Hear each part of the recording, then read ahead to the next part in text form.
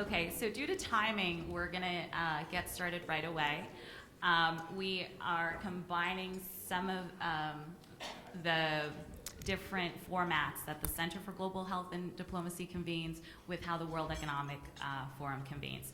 So this is truly a unique partnership. So one of the things that we do at the Center for Global Health Diplomacy is we like speakers to introduce themselves so that within the question that they're being asked, because each of you plays both a unique role within your positions in government, in industry, but you are also able to give the live stream viewer audience more of a thorough knowledge than we can about, both your respective responsibilities and how they relate to the question being asked.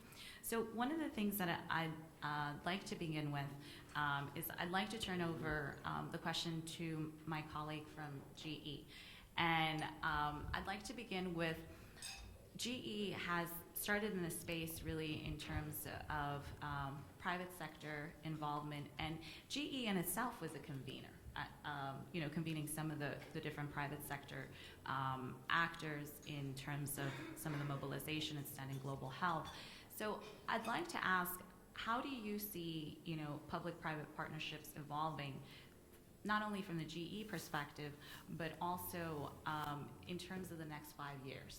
Not post-2015 for some of our non-global health audience, but just over the next 5 years. Sure, yeah. Thank you very much. First of all, introduction. My name's Ajay Parke. I'm the General Manager for Primary Care Ultrasound based in Milwaukee, USA. Very good question to start off. In GE, we are absolutely committed to PPPs in this space because that's the only way we feel we're going to show sustainable improvement. And I think the best way to describe it is with an example. I think in our experience, PPPs have worked when three things have come together. Number one, the goals are very clear and crisp, short-term as well as long-term. So as an example, one of the things that we're very actively involved with, and we signed recently a PPP with Nigeria for $20 million with the MOH and the USAID, as well as GE ourselves, had to do with MDG 4 and 5. So very clear definition of what we want to do in the long term, and in the short term, improve triage for pregnant women. And just so that all of us in this room know, some of the people might not, the problem of MDG 4 and 5, maternal and fetal mortality, every day, 1,000 women will die because of preventable causes. Think of it, 1,000 women every day, and 10,000 infants will die because of things that we could have prevented with. So I think it begins with a great set of goals. I think second theme to keep in mind as we think about PPPs and GE is that we take a solution approach. So a very specific example there today, we're launching a product called vScan Access. And that product is, some of the brochures are there, the product is there itself. We designed it with an environment like Africa, ASEAN, Latin America in mind. And that says a lot. I think we in private sector cannot take a device which works in the Mayo Clinic or Cleveland Clinic and expect it to work in Ghana and Nigeria. So a product that sells for $30,000, we have significantly made it affordable, made it easy to use. It has telecommunication capabilities that they can communicate back with the central hospital somewhere. And also we've put education into the mix. So I think the way I would just start off the conversation by saying is, number one, make sure the goals are very well laid out and are crisp. And number two, take a solution mindset. I think if you bring those two together, I think a lot of good things will happen with PPP. Thank you so much. And I'd like to take it over in terms of Helga, if you could address it, but also introduce yourself to the live stream audience. One of the things that I think is so critical, as both Michelle Sidibé discussed, is really the role of governance and a new governance structure. I think a lot of what Norway has been doing, both from a public-private partnership for maternal, newborn, and child health, and also the global funding facility, that's truly a new global governance structure, both from the US government and the Norwegian perspective, that will revolutionize how we think about sustainable global health. So if you could also answer the question as where you see PPPs over the next 5 years. Thank you so much. My name is Helga Foxted. I'm Director of global health education and research at NORAD, which is a part of the Ministry of Foreign Affairs. Norway's thinking of future ODA has really put us in a position to think smart. And I think the use of funding in either a catalytic or strategic way in order to partner with others, in order to galvanize and maximize the power of partnership. I think we're looking at ways of how Norwegian funds can actually be used in order to trigger off more partnerships in the use of and better use of existing funds too. So Norway has used, and I'd like to share this with you, in partnering with Bayer and Merck and in volume guarantees. So this is not a slight matter. It is an issue of going to our parliament and getting volume guarantees and playing a part.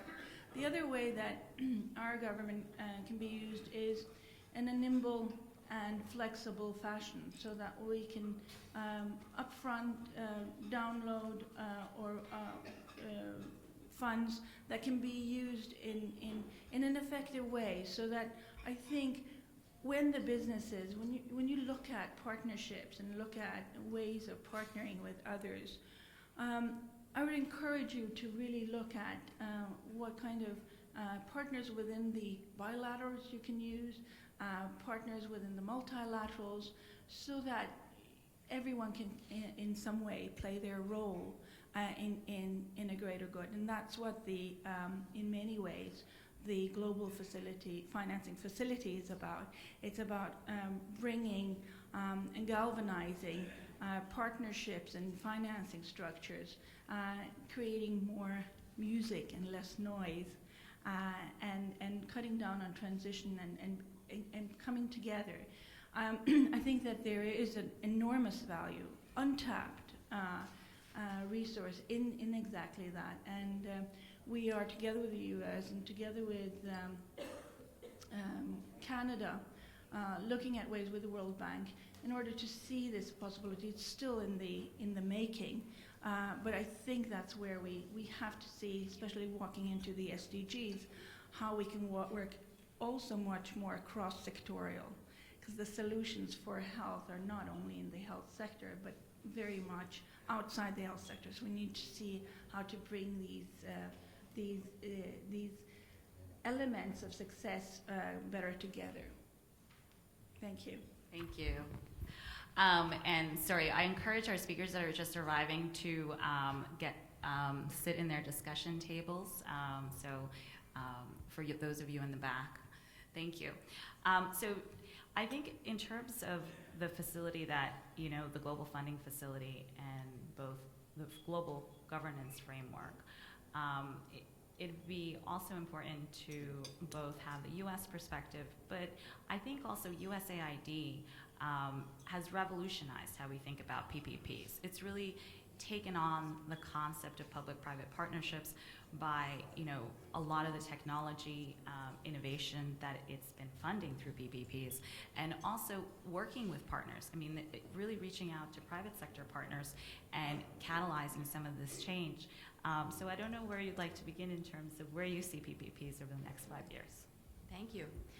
So my name is Jennifer Adams, and I am the Deputy Assistant Administrator in the Bureau of Global Health at USAID. And I'm also a Foreign Service Officer, so I spent the vast majority of my career with USAID working on development in developing countries. So in all of the places that I worked, which included Kazakhstan, Kyrgyzstan, and Uzbekistan, Senegal, Brazil, and China, in all of those places, USAID was working in partnership with the private sector, both NGOs and the commercial for-profit sector. So I think today, because of the World Health Assembly and the discussion about constructively engaging the private sector to provide essential healthcare services, the door is now being opened for public-private partnerships. And USAID has for 4 decades, really pursued partnerships, actively pursued partnerships with many organizations in the private sector to help carry out our development mission. And so I think today it would be useful to, I'll just give a few examples of what some of those current partnerships are. And then I think one of the things that's important for everyone to think about is how to scale up successful partnerships in order to have a maximum impact. Again, in the early days, when we began these programs in health and in other areas in developing countries, maybe the goals weren't so clear, maybe the goals weren't so specific, but it was an opportunity to really join forces with people whose skills and abilities and experiences were very different from the ones that we could bring to the table. And I would say that a lot was achieved. But maybe what we didn't think through so much was scaling it up, making it go maybe on a larger scale, either within one country or between countries. And then I think we still need to grapple a little bit with the problem of monitoring and evaluation and setting goals and targets, which could be different for the partners involved. Some of the objectives might be shared and some of the objectives might be quite specific.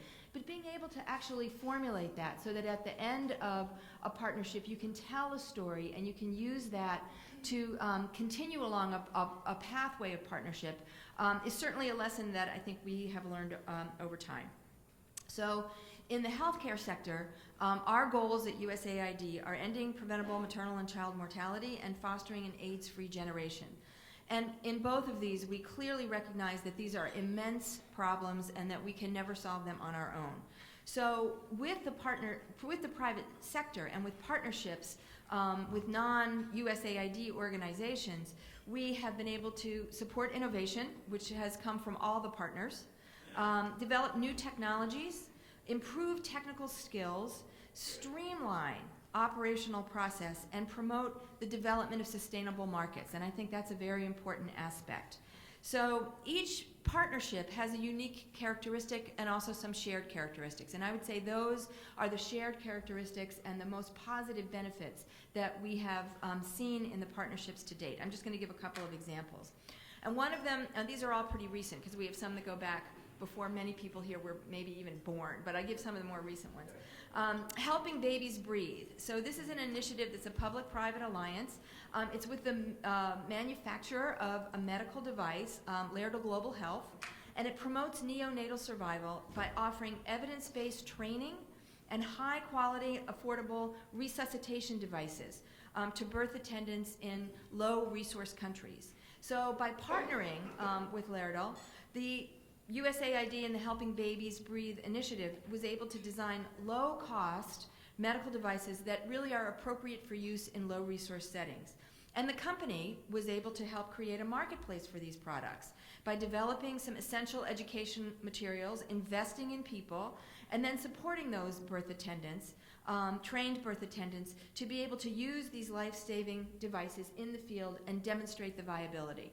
So I think that's a really good example of where different partners bring different expertise and ability to the table to create something bigger than the sum of the parts. I think people may have heard of the Project Last Mile, which is something that USAID started in 2014 with a number of different partners, Bill and Melinda Gates Foundation, Accenture, Global Fund, Yale University, but most importantly, the Coca-Cola Company. So everyone who has worked in developing countries, when they're out in villages or out on the end of a dirt road, everyone notices that you can find Coca-Cola. And everyone talks about it, like, oh, how do they do that? So we decided to ask them, well, how did you do that? And could you help us to do that with essential medicines? So this is the Last Mile, Project Last Mile. And it really builds upon the expertise that the Coca-Cola Company has built up over many years in logistics, in supply chain and marketing expertise, and it helps improve these systems in Africa in a sustainable way. And then the last one I want to mention just briefly is the M-Partnering Frontline Healthcare Workers. So again, other speakers have already mentioned that new technology, information technology, mobile technology opens up a whole new vista and is impossible in some ways to do without public-private partnerships. And many of these issues are live in all of our countries, talking about the role of information technology, talking about how it's delivered, talking about whether this is a a public good, whether this is a utility, whether this is something that is a privately owned technology.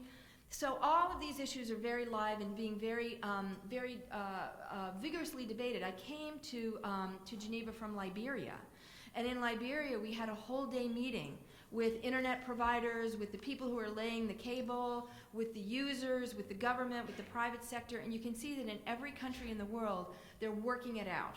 And in some ways they have to work it out because they can see the necessity for all of the partners to arrive at this common goal.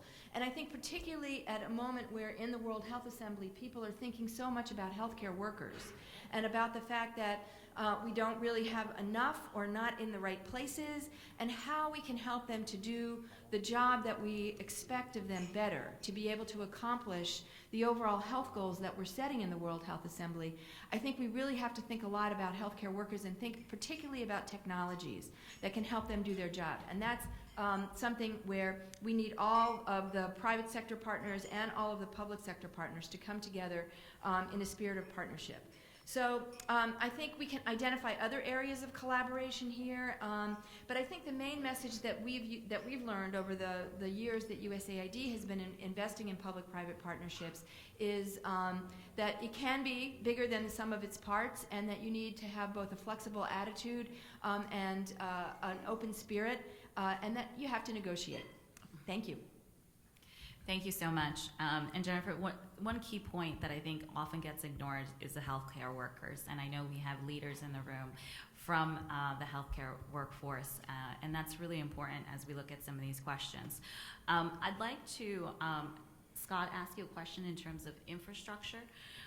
Infrastructure is so key to developing a successful PPP, and you've been championing some of the work in terms of public-private partnerships that are going to help us with infrastructure development, so that we have the methods and the mechanisms in place to execute these partnerships.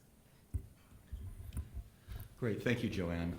My name is Scott Ratson. I'm Vice President of Global Corporate Affairs at AB InBev, and I wear multiple hats and edit a Journal of Health Communication and now a new Global Health Communication Open Access Journal, and engaged in a variety of academic areas. And let me first start and say I was quite enthralled by Michelle Sidibe's opening presentation of how the world has evolved and how the world will need to evolve in the new governance structures. And most of the challenges that we are all dealing with in this room will not be solved in our lifetimes, which means it's even more important to put sustainable public-private partnerships in place to help address those challenges and create the kind of legacy with ideas that might be 20th and 21st century ideas, but follow through for centuries.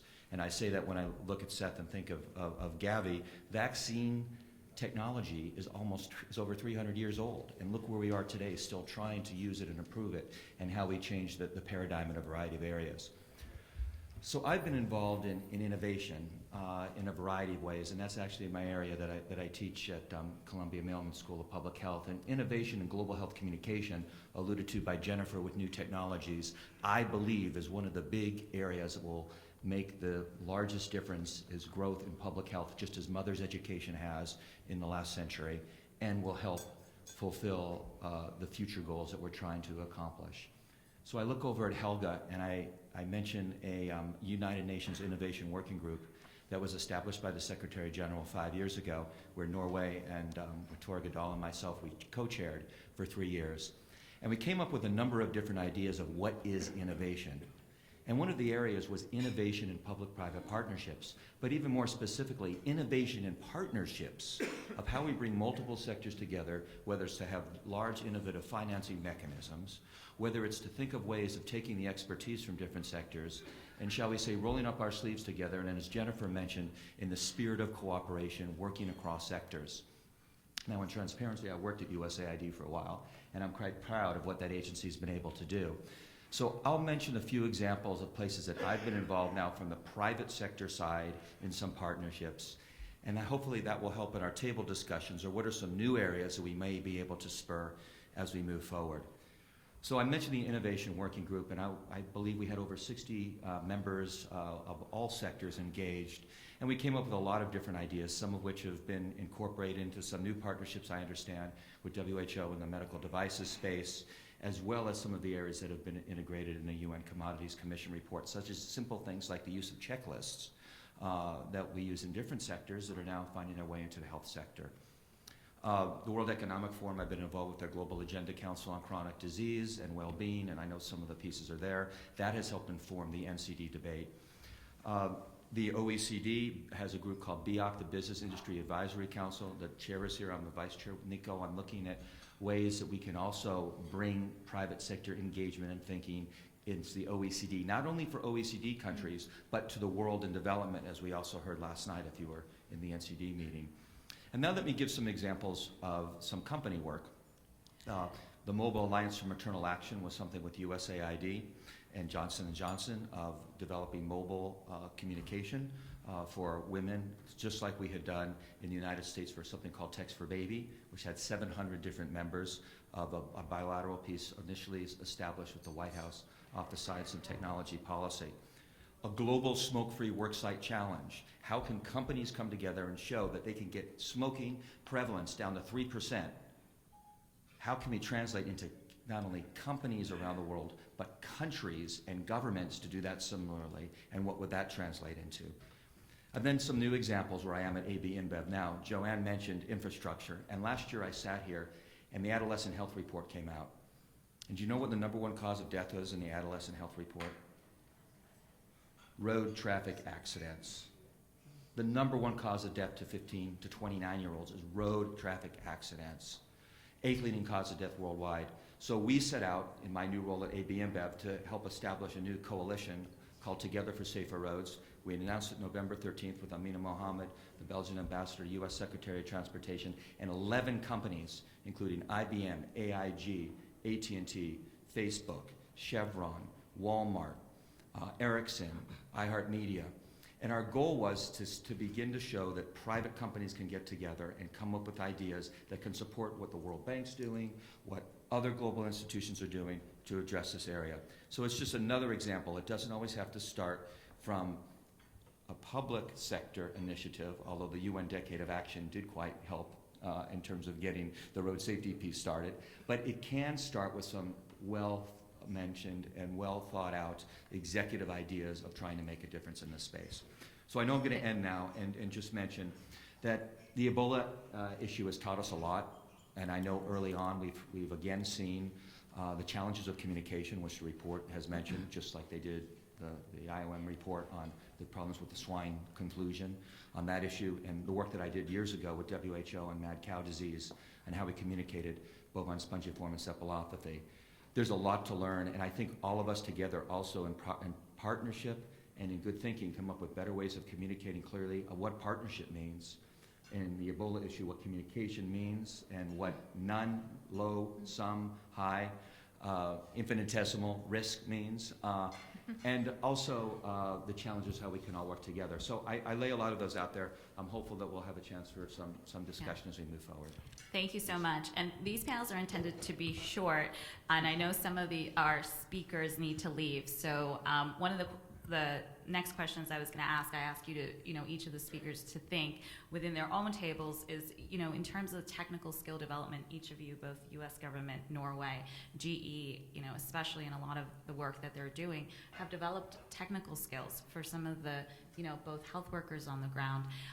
So when you go into your discussion tables, if, we could address some of those issues, it would be great. I know with our next panel, 2 of the speakers need to leave in 10 minutes, so I want to make sure we rotate to give them a chance. Thank you.